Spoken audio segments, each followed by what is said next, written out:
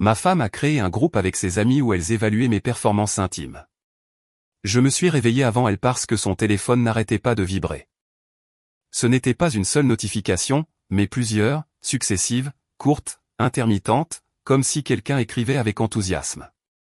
D'habitude, ma femme met son téléphone en silencieux la nuit, mais ce jour-là, elle l'avait laissé avec le son. J'ai tendu la main pour le déplacer et éviter qu'il ne continue de sonner. Je n'avais pas l'intention de vérifier quoi que ce soit, je voulais juste dormir un peu plus. Sur l'écran est apparu le nom du groupe, les notes sincères d'un baiser ardent. Je n'y ai pas prêté attention. J'ai imaginé que c'était l'un de ces chats où elles partagent des mèmes ou s'organisent pour sortir.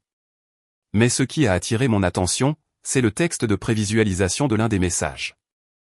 Ah, donne-lui un 6,5 et sois généreuse. J'ai froncé les sourcils. Non pas parce que je pensais que c'était à propos de moi. J'ai simplement trouvé le ton étrange à cette heure-là. J'ai reposé le téléphone sur la table de chevet. Je ne suis pas du genre à fouiller dans les affaires des autres. Je ne l'ai jamais été. J'ai toujours cru que le respect commence par ne pas envahir l'espace personnel. J'ai essayé de dormir à nouveau, mais le téléphone a vibré une fois de plus. Cette fois, l'écran s'est illuminé suffisamment pour que je puisse lire une autre ligne. Moi, je lui ai mis 8, mais seulement quand il veut. J'ai senti quelque chose d'étrange dans mon estomac. Je ne savais pas exactement quoi, mais c'était cette sensation qui apparaît avant de comprendre quelque chose de désagréable. Je me suis légèrement relevé et les regardé. Elle dormait profondément, le dos tourné vers moi. Le téléphone a vibré à nouveau et cette fois, j'ai lu entièrement le message qui est apparu dans la notification. Et toi, combien tu lui as mis au tien? Ne sois pas tiède en pleurant de rire. Je n'ai pas trop réfléchi. J'ai pris le téléphone, il n'était pas verrouillé. Elle n'utilise généralement pas de mot de passe quand elle est à la maison. J'ai ouvert le chat. 4 participantes, ma femme et 3 de ses amies les plus proches. Des femmes qui sont venues chez nous, qui ont dîné à notre table, qui m'ont salué normalement pendant des années. J'ai fait défiler vers le haut. Ce que j'ai vu m'a laissé immobile. Ce n'était pas un chat occasionnel, ce n'était pas quelque chose de récent. Cela durait depuis des mois, des mois. Des messages où elles parlaient explicitement de leur partenaire, des détails intimes, des comparaisons, des notes. Fréquence hebdomadaire, 7. Créativité, 5, il reste dans le basique. Durée, acceptable. Attitude. Parfois, il semble nerveux. Et puis je l'ai vu. Mon nom, non abrégé, non sous-entendu, mon nom complet. En général, je lui donne un 6. Il fait le travail, mais il ne surprend pas. J'ai ressenti un coup sec dans la poitrine. J'ai continué à lire. Il y avait des captures d'écran de conversations privées que nous avions eues. Des commentaires que je lui avais faits dans des moments de vulnérabilité. Des blagues que tu croyais. Il m'a dit qu'il se sent parfois peu sûr de lui. Pauvre chou. Emoji rire. Une autre amie a répondu. Travaille-le, ma belle. Ainsi c'est rattrapable. Je n'ai pas ressenti de colère immédiate. J'ai ressenti de la honte, une honte profonde, physique, comme si quelqu'un avait ouvert la porte de la salle de bain pendant que j'étais à l'intérieur. Il y avait plus. Une conversation où elle comparait les tailles, une autre où elle discutait des performances sous stress, une où elle avait écrit « Je l'aime, mais là-dessus, il est moyen ». Je l'aime, moyen. La contradiction m'a donné la nausée. J'ai fait défiler plus haut. Le chat avait presque 1 an d'activité. Ce n'était pas nouveau, ce n'était pas une blague ponctuelle, c'était une dynamique. À un moment donné, une des amies a écrit « Tu lui as déjà fait la remarque subtile ?» Ma femme a répondu « Oui ». Je lui ai dit qu'on pouvait essayer de nouvelles choses, mais si ça ne lui vient pas naturellement, je ne vais pas le forcer non plus. Le forcer. Le mot est resté en suspens dans ma tête. Il y avait des messages où elles analysaient nos discussions, où elles se moquaient de commentaires que j'avais faits sans imaginer qu'ils seraient exposés. Une fois, je lui ai avoué que l'idée de ne pas être suffisant me donnait de l'anxiété. Je l'ai dit dans un moment d'honnêteté, sans dramatisation, juste de la vulnérabilité. Dans le groupe, elle a écrit « Aujourd'hui, il m'a encore fait son philosophe. Je crois qu'il regarde trop de vidéos de motivation. » Rire, beaucoup de rire. J'ai fermé le chat. J'ai laissé le téléphone exactement au même endroit. Je me suis levé en silence et je suis allé à la salle de bain. J'ai fermé la porte sans faire de bruit. Je me suis regardé dans le miroir. Je n'avais pas l'air différent, mais quelque chose ne collait plus. Ce n'était pas le contenu explicite qui me faisait le plus mal. C'était que mon intimité était devenue un divertissement, que chaque moment vulnérable avait été partagé, évalué et noté. Je me suis assis sur le bord de la baignoire et j'ai respiré profondément. J'ai pensé à la confronter immédiatement, la réveiller et exiger des explications, mais je ne l'ai pas fait. Je suis retourné au lit, je me suis couché sans la toucher. Ce matin-là, elle s'est levée comme d'habitude, m'a donné un baiser rapide sur la joue et a dit qu'elle devait partir tôt parce qu'elle allait déjeuner avec les filles. Les filles. J'ai ressenti une piqûre. Tout va bien, a-t-elle demandé en remarquant que j'étais plus silencieux. Oui, ai-je répondu. Elle m'a observé quelques secondes comme si elle essayait de lire quelque chose. Puis elle est partie. Quand la porte s'est fermée, je suis resté assis dans le salon en silence complet. Je ne savais pas ce qui était pire, qu'elle ne voit rien de mal dans ce qu'elle faisait, ou qu'elle ne s'en soucie tout simplement pas. J'ai ouvert mon ordinateur portable, je suis allé sur mon courrier électronique, j'ai vérifié les sauvegardes automatiques. Je me suis souvenu que son téléphone était synchronisé avec la tablette que nous utilisons pour regarder des films. Je suis allé au meuble du salon et je l'ai allumé. La session était toujours ouverte. Je suis entré dans le chat, j'ai pris des captures d'écran, pas de tout, juste du nécessaire. Des messages où mon nom apparaissait, où l'on se moquait de moi, où l'on me notait. Je ne savais pas exactement ce que j'allais en faire, mais je savais que j'avais besoin de les avoir. Pendant que je sauvegardais les images, j'ai ressenti quelque chose que je n'avais pas ressenti depuis des mois. De la clarté. Ce n'était pas une erreur isolée, ce n'était pas de l'humour privé innocent, c'était une structure, un groupe où ma dignité avait un numéro. J'ai fermé la tablette, j'ai regardé l'horloge. Je savais que ce petit déjeuner n'était pas anodin. La curiosité me rongeait. J'en avais déjà vu assez. Je savais déjà que ma femme Anne avait un groupe avec ses amis où elles évaluaient mes performances intimes comme si j'étais un produit Amazon. Mais quelque chose en moi disait que ce n'était pas tout. Je ne pouvais pas croire que j'étais le seul sujet. J'ai rouvert le chat, j'ai fait défiler vers le haut et là, je l'ai vu. Je n'étais pas le plus mentionné. Le nom qui apparaissait le plus était un autre. Ander. Ander, le mari de Paloma. Au début, j'ai pensé que ce serait la même chose. Blague, chiffres, rire. Non, c'était pire. Bien pire. J'ai lu un message de Paloma qui disait « Qu'est-ce que vous en pensez les filles ?»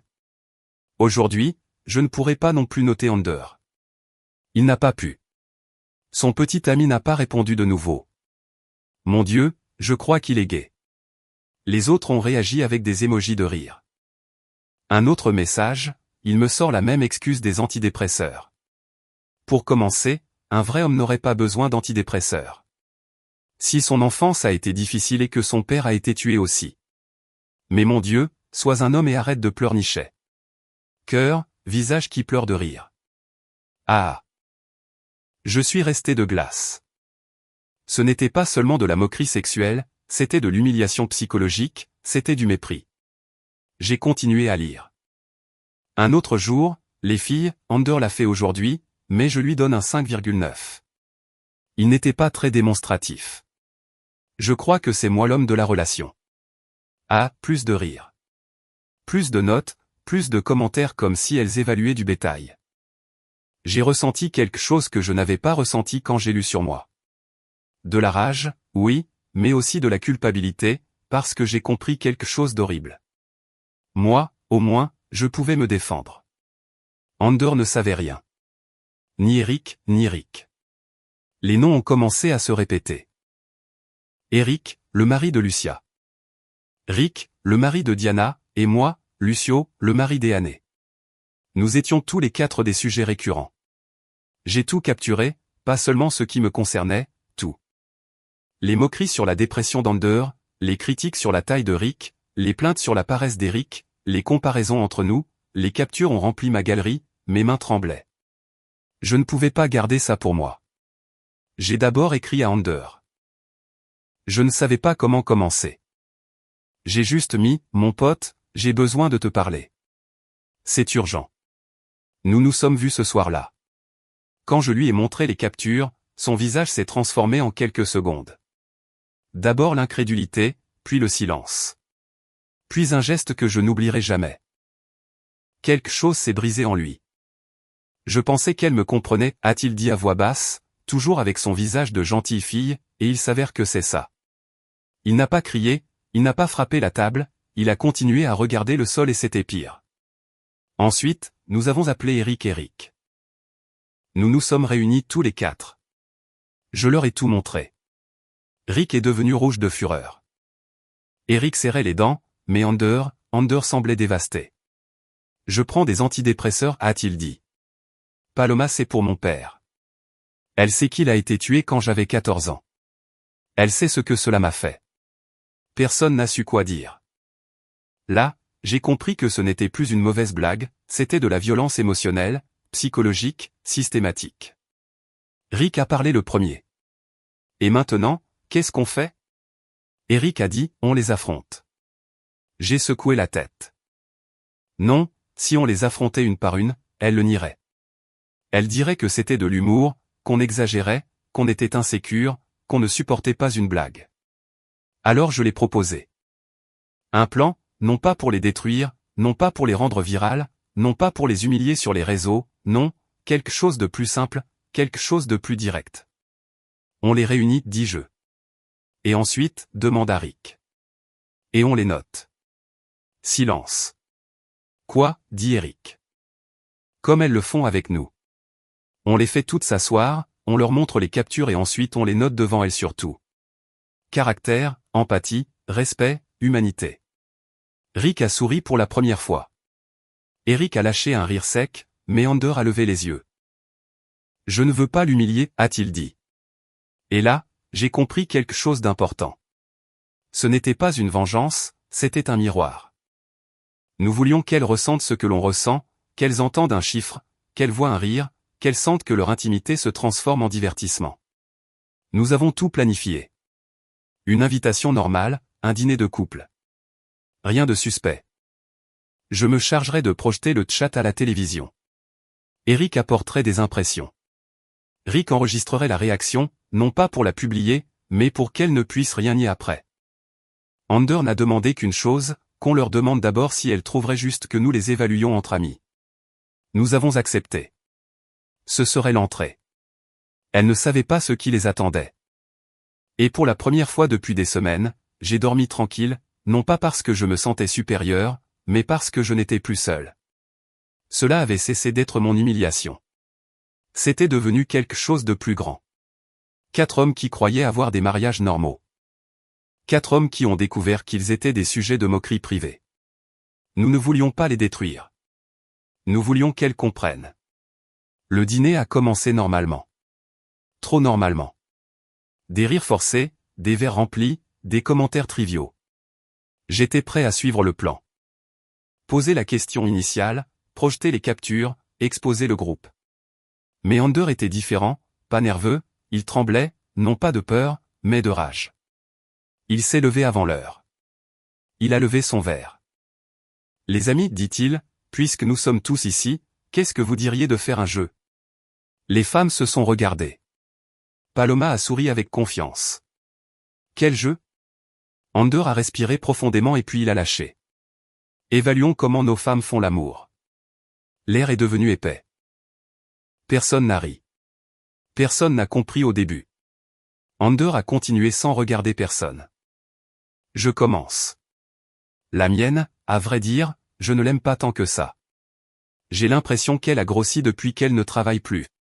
Comme je la subviens, elle a décidé que son passe-temps était de manger tout ce qu'elle pouvait.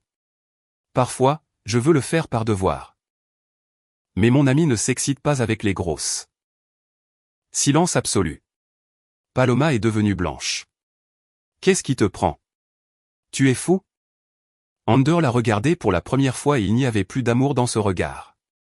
Qu'est-ce que ça fait? A-t-il dit avec un calme glacial. Tu es une fausse modeste. La plus compréhensive du monde. Non, mais tu parles de dans notre dos. Je t'ai menti. Je n'ai pas pris d'antidépresseurs depuis des mois. Seulement, comment puis-je m'exciter si dans mon lit il y a un lamentin en string? Paloma a commencé à pleurer. Non pas de rage, mais d'humiliation. Eric s'est levé aussi. Le plan avait échoué. Ce n'était plus une leçon mesurée, c'était une explosion. Et toi, Eric, dit Ander. Combien tu donnes à la tienne? Eric a regardé Lucia. Elle tremblait déjà. À la mienne, je lui donne un 3. Parfois, j'ai l'impression que sa sœur est mieux. J'aurais aimé parler à la sœur en premier, mais bon, au moins elle ne gêne pas trop et lave le linge de temps en temps. Rick n'a pas attendu son tour. À la mienne, je lui donne un 4. Parfois, elle le fait bien, mais son fétiche avec la mère est quelque chose d'étrange. Son corps est un peu, tu sais, non normatif. Chaque fois que nous allons au magasin. Elle continue d'essayer le même chemisier elle. J'aimerais qu'elle accepte qu'elle fait déjà du 2XL. Diana a commencé à crier. Vous êtes malade. C'est de la violence. Je suis resté assis à observer. Le plan original était différent, mais la vérité était sortie de manière incontrôlable. Paloma pleurait, Lucia criait, Diana insultait, Anne me regardait cherchant quelque chose. Soutien, complicité, silence. Je me suis levé. Tu sais ce qu'est la violence, dis-je calmement. Prendre l'intimité de ton partenaire et en faire un divertissement. Anne a retenu sa respiration un instant. De quoi parles-tu? J'ai sorti mon portable, j'ai projeté le chat. La pièce s'est remplie de leurs mots, de leurs rires, de leurs chiffres, de leurs ah, de leurs moqueries. Tout était là. Le commentaire sur la dépression d'Ander, la taille, la performance, la comparaison. Les visages ont changé. Maintenant, il n'y avait plus de supériorité, il y avait de la panique. Lucio, je ne l'ai pas interrompu. Aujourd'hui, ce n'est pas à toi d'expliquer. Aujourd'hui, c'est à toi d'écouter. Je l'ai regardé fixement. Je te mets un 2. Ses yeux se sont remplis de larmes. Un 2 comme épouse, un 2 comme personne, un 2 en loyauté, un 2 en empathie et un 0 absolu en respect. Tu ne peux pas me parler comme ça, a-t-elle murmuré. Bien sûr que je peux, parce que tu l'as fait en premier, seulement en cachette. La différence était brutale. Elle le faisait en riant. Nous le faisions en les regardant dans les yeux. Ander s'est assis. Il ne criait plus, il était vide. Ce n'était pas un jeu, a-t-il dit. C'était de la confiance. Personne n'a répondu. Paloma a tenté de se justifier. C'était de l'humour entre amis. Rick a ri. L'humour ne détruit pas la dignité de celui qui dort à tes côtés. Eric a ajouté, si nous avions fait ça, nous aurions déjà été crucifiés. Et ils avaient raison. La double morale flottait dans l'air. Anne m'a regardé avec haine. Tu as planifié ça? Je l'ai regardé sans ciller. Oui, fut la confession. J'ai réuni tout le monde. J'ai gardé les captures d'écran. J'ai proposé de le faire ici parce que si tu étais confronté seul, tu aurais dit que j'exagérais, que j'étais insécure, que c'était une blague. J'ai fait un pas vers elle, mais non, ce n'était pas une blague, c'était du mépris. Les 4 femmes pleuraient, mais elles n'étaient plus des victimes, elles étaient exposées et pour la première fois, elles comprenaient ce que l'on ressent d'être évalué comme un objet. Il n'y a pas eu de cris finaux, pas de claquement de porte dramatique, juste quelque chose de pire. Le silence. Cette nuit-là, personne n'est parti en s'embrassant. Ander a demandé le divorce une semaine plus tard. Rick s'est séparé. Eric est en thérapie. Je suis resté à regarder Anne pendant qu'elle ramassait ses affaires quelques jours plus tard. Ça valait le coup, m'a-t-elle demandé. J'ai pensé au groupe, au rire, aux chiffres, à mon mari un 5,5 aujourd'hui. Et j'ai répondu, pour toi, c'était du divertissement, pour nous, c'était de l'humiliation, alors oui, ça valait le coup que tu le ressentes. Elle a fermé la porte et le plus étrange, c'est que je n'ai pas ressenti de victoire parce que j'ai compris quelque chose de brutal. Quand la moquerie entre dans l'intimité, l'amour est déjà parti par la fenêtre. Nous n'avons pas détruit leur vie, nous avons seulement brisé l'illusion qu'elles étaient meilleures que nous et parfois, cela fait plus mal que n'importe quelle insulte.